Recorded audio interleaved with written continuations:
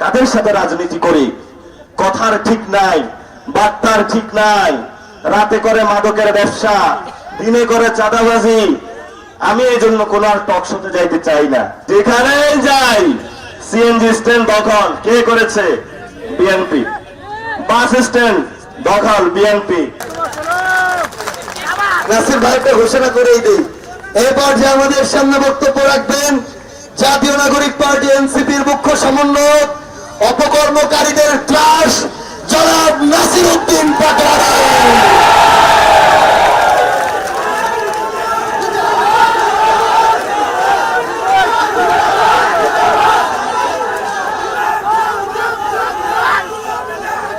আসসালামু আলাইকুম। উৎপাতগুলা তারা করেছিল, এটাও তাদের অস্বীকার করার জন্য নাই। যেখানে যাই সিএনজি স্ট্যান্ড দখল কে করেছে? বিএনপি। বাস স্ট্যান্ড দখল বিএনপি। ভিটামিন ই ও সি সিরাম 8টি প্রাকৃতিক অয়েল সমৃদ্ধ লিলি সিরাম অয়েল, যা চুল পড়া কমায় মাত্র 30 দিনে। বাজারঘাট দখল বিএনপি। রাখছেনটা কি বাংলাদেশে? যা রাখছি ওইটা এখনো বাকি আছে স্কুল কমিটি আর মসজিদ কমিটি। আগামী 1 বছর পরে এটাই সাইজ করে দিব। তো বলে মসজিদের কাজ কি? ওই মসজিদের সমাজ কল্যাণ মন্ত্রণালয় থেকে টাকা আসে, ওটাও খাইয়া দিতে হবে। স্কুল কমিটিতে কাজ কি? বাচ্চাদের জন্য ছোট ছোট বিস্কুট আছে, ওই টাকাও খাইয়া দিতে হবে। 70 বছর বুকা ছিলাম, বাংলাদেশ আরো 100 বছর খাইলেও তো এটা শেষ হবে না। তোমার জন্য লানত, তুমি মানুষের সেই জনগণের যে টাকা সেটা মেরে দিয়েছ। তুমি বাংলাদেশে কোনো নাগরিক হইতে পারো না। এত এই ধরনের মানুষ রাজনীতি করে, এখন নিজেরা রাজনীতি করতে লজ্জা পায়। কাদের সাথে রাজনীতি করি? কথার ঠিক নাই, বার্তার ঠিক নাই। রাতে করে মাদকের ব্যবসা, দিনে করে চাঁদাবাজি। আমি এই জন্য কোন আর টক শোতে যাইতে চাই না। ডানে ঘুরে দেখে একটা, বামে ঘুরে দেখে আরেকটা। আপনারা তো এগুলা থেকে গন্ধ পান না। দুর্নীতির গন্ধ খুব বিশ্রী গন্ধ। আপনার যারা সন্তান বাবারা এখানে একসাথ হয়েছেন, আপনার সন্তানকে বলবেন, বাবা তুমি অন্যায় থেকে দূরে থাকো। তুমি নির্যাতিত হয়েছ গত 17 বছর, এখন তুমি অহংকারী হইও না। আল্লাহর দিকে তাকায় হলো একটা সেজদায় পড়ে কালকে থেকে ভালো হয়ে যাও। আল্লাহ অনেক বড় ক্ষমাশীল। জনগণের যে টাকা তা ফেরত দিয়ে দেন, স্কুল কমিটির টাকা ফেরত দিয়ে দেন, বাস স্ট্যান্ড গুলা খালি করে দেন। যিনি বাসের ব্যবসা করে শ্রমিক তাদেরকে ছেড়ে দেন। তারা অনেক দুঃখ কষ্ট করে সারাদিন একটা বাস চালায়। সিএনজি স্ট্যান্ড ছেড়ে দেন। একটা লোক নিজের সিএনজি কেনার টাকা নাই, সেই লোক আরেকজনের সিএনজি চালায়, ওইখান থেকেও সে ভাগ বসায়। কত লজ্জা তাদের জন্য। আমি কি এতক্ষণ খারাপ কিছু বলেছি? এগুলা তারা করে কেন? এটা আমি কোনো লজিকে পাই না। বললে আবার চোখ তুলে ফেলে। এদেরকে কি করা যায় আপনারা একটা বুদ্ধি দেন। হ্যাঁ, এটা তো জেলে থাকলেও সংশোধন হবে না। গত 17 বছর তো থাকছে, সংশোধন হয় নাই। খাসলত পরিবর্তন হয় নাই। হয়েছে? কোন পরিবর্তন হয় নাই। এখন মিডিয়া ভাইরা আজকে অনেকে এসেছে, ওনাদের জন্য কিছু কথা বলতে হবে। ভাইরা অনেক কষ্ট করে সব মিডিয়ার, ওনারা যারা মিডিয়া চালায়, মানে মিট্রো রিপোর্টিং করে মাঠে, ওনারা সবাই খারাপ না। খারাপ হলো মালিকরা। এরা হলো জনগণের টাকা মেরে দেয়, দিয়ে সাংবাদিকদের বলে এই রিপোর্ট তোর করতেই হবে। উনি তো অসহায় মানুষ। তো আমরা যেটা বাংলাদেশে এখন দেখতে পাচ্ছি, আমার একটা 2 বছরের সন্তান আছে।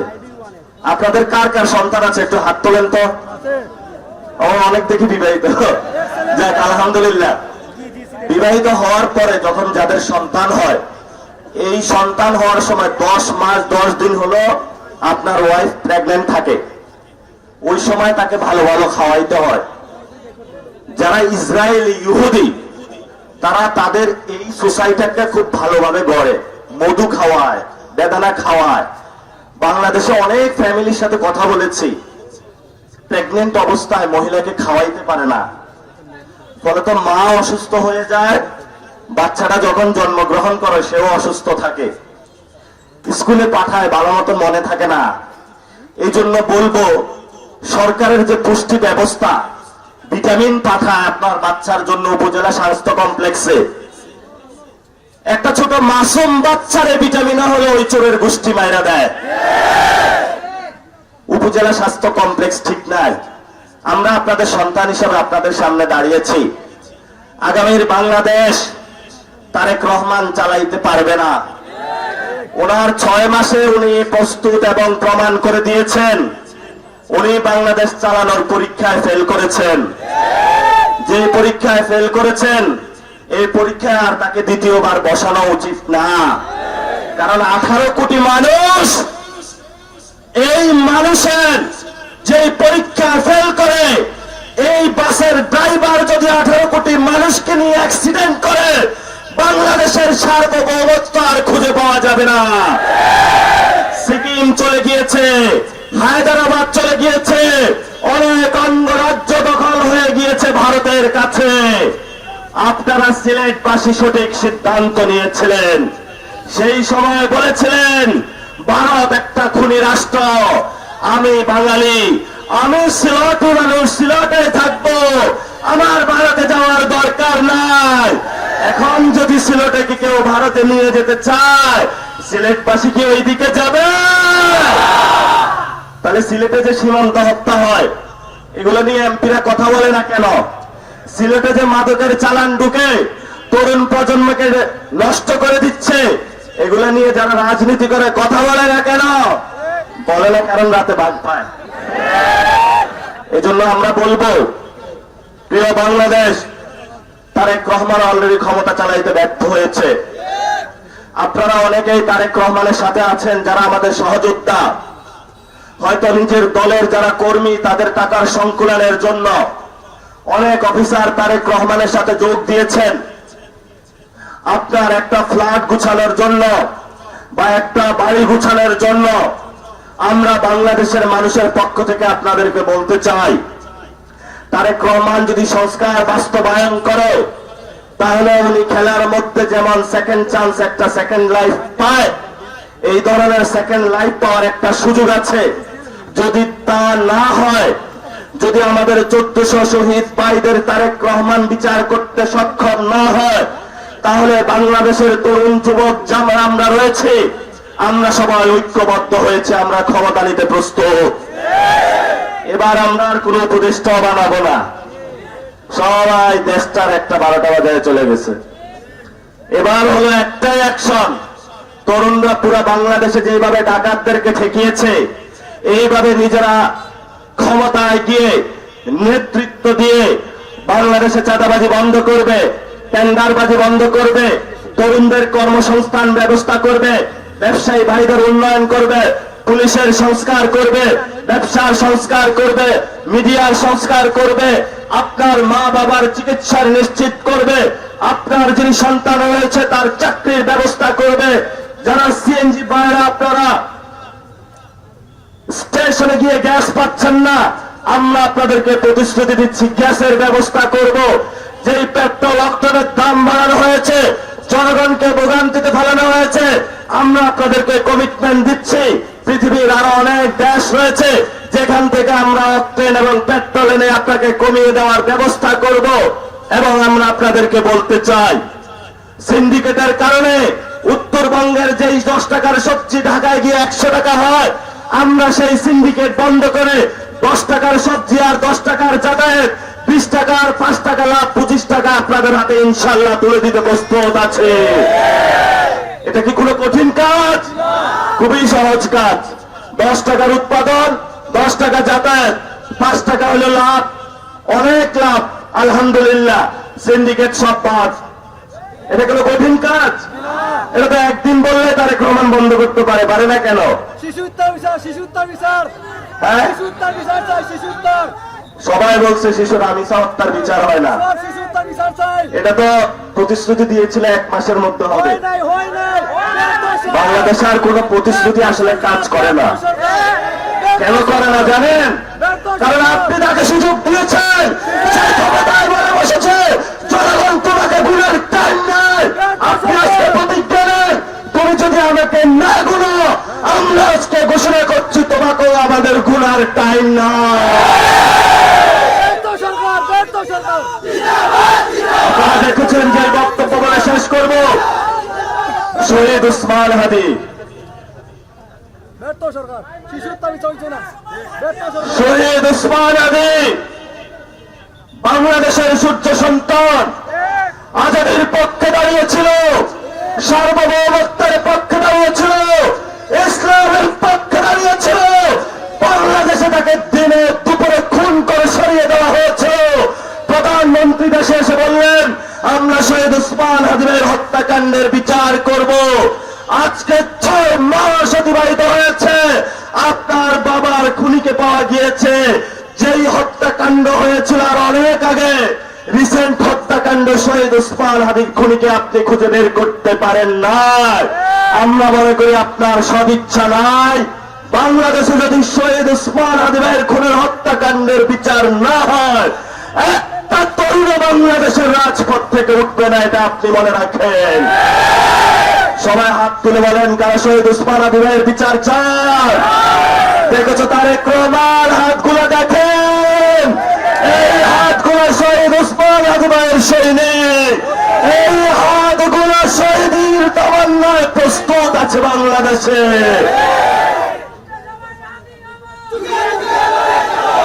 আমরা এখনো বিচার খুঁজে পাই নাই, পেয়েছি। আমি একটু এভাবেই কথা বলি, সহ্য করতে হবে আপনাদের। ক্ষমতায় যেহেতু বসছেন, একটু গন্ডারের চামড়া হইতে হবে, তবে এমন গন্ডার হয়েন না যে লাগা দিলে লড়ে না সারা জীবন। আমাদের ইজ্জত নিয়ে আপনি ছিনিমিনি খেলছেন, আমাদের তরুণদের ভবিষ্যৎ নিয়ে আপনি ছিনিমিনি খেলছেন, আমাদের মা বোনদের ভবিষ্যৎ নিয়ে আপনি ছিনিমিনি খেলছেন। এই অধিকার আপনাকে কে দিয়েছে?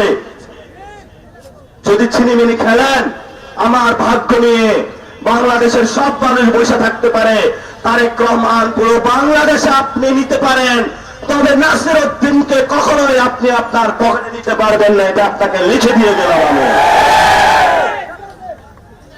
এমন নেতা চাই আমরা। জীবন তো দুইটাই, জীবন তো দুইটাই, হয়তো জেল নাহলে তো কবর। জেলে গেলেও শান্তি, কবরে গেলেও শান্তি, আল্লাহর কাছে চলে গেলাম, তবে কোন চাঁদাবাজের কাছে গেলাম না, এটাই জীবনের সবচেয়ে বড় প্রশান্তি। আপনাদের এখানে কর্মসংস্থানের ব্যবস্থা চাই। আপনি হলো কোম্পানিগঞ্জে পরিবেশ দেখান, আইন দেখান। পুরো বাংলাদেশে সকল নদী দখল করেছেন শুধু কোম্পানিগঞ্জে পরিবেশের আইন। যদি পরিবেশের আইন অ্যাপ্লাই করতে হয়, যদি কোম্পানিগঞ্জে করেন, তবে পুরো বাংলাদেশে করতে হবে। মানুষের পেটে লাথি দিয়েছেন, কোম্পানিগঞ্জের প্রত্যেকটা ঘরে ঘরে চুলায় আগুন জ্বলে না। এখন একটা শ্রমিক মানুষ, তার জীবনের কর্মসংস্থান তারা কেড়ে নিয়েছে। ফাইজলামি পাইছেন নাকি? আমরা আবার আসবো, ঐক্যবদ্ধ থাকবেন, বারবার আসবো, ঘরে থাকবেন, সুস্থভাবে থাকবেন, ছেলে সন্তানকে ভালো করে পড়াশোনা করাবেন, যারা মুরব্বী আছে তাদেরকে শ্রদ্ধা করবেন, ব্যবসায়ী ভাইদেরকে নিরাপদ রাখবেন, 10 মাস 10 দিন যারা গর্ভে ধারণ করবে, জন্ম দিয়েছে, সেই মা বোনদেরকে আপনারা সর্বোচ্চ ভালোভাবে রাখবেন। এবং আপনাদের যারা প্রতিবেশী রয়েছে, তাদের প্রত্যেকের যদি একটা রুটি আপনারা বানান, বাসায় সবার সাথে ভাগ করে খাবেন। অনেক সংকট বাংলাদেশ থেকে এসেছে, শুরু করেছে, ব্যাংকে 5 লাখ টাকার উপরে উঠানো যায় না। বড় একটা অর্থনৈতিক সংকটের দিকে তারেক রহমান আমাদেরকে নিয়ে যাচ্ছে। আমরা আপনাদেরকে বলবো, সবাই ঐক্যবদ্ধ থাকবেন, কোন বিভক্তি নয়। যেখানে বিএনপি এবং জামাতের ভাইরা এসেছেন, আমরা বিভক্তি চাই না, ঐক্যবদ্ধভাবে থাকবেন। সন্ত্রাসের বিরুদ্ধে লড়াই হবে, ভালো মানুষগুলো ঐক্যবদ্ধ থাকবে, খারাপ মানুষের বিরুদ্ধে লড়াই হবে। কোন দল এখন দরকার নাই, লড়াই একটাই, ভালো খারাপ কোন দল কে করেছে দেখার দরকার নাই। যারা খারাপ তারা জেলে থাকবে, যারা ভালো তারা কোম্পানিগঞ্জে এখানে ব্যবসা বাণিজ্য করবে। কথাটা ঠিক আছে? এখন হলো স্থানীয় নির্বাচনে, আমি